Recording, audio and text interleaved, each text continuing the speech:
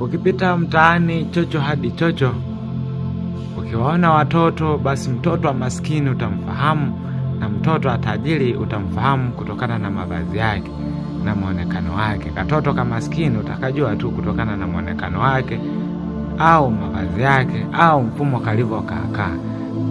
Aliyesema kwamba mtoto alivyo ndivyo kioo cha mzazi, yani mtoto alivyo ndivyo mzazi alivyo, yani kioo cha mtoto ni mzazi na mzazi ni kioo cha mtoto. Basi ukiona tabia za mtoto zipo mbaya, basi tambua wazazi nao wana tabia mbaya hivyo hivyo. Kama sio wote basi ni mmoja au kati yao kuna mzazi mwenye tabia mbaya.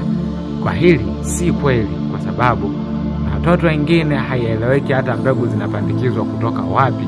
Anaweza kaa na tabia mbaya kiasi cha kwamba haijulikani hata ametoa wapi hiyo tabia.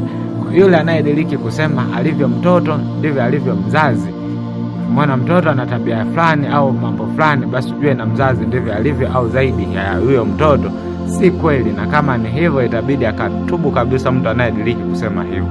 Labda uwe kama bado hujazaa, ila kwa sisi ambao matumbo yetu tushajifungua tunajua nini ni nini na nini ni nini na maisha ni nini. Asanteni kwa hapa, naishia hapa.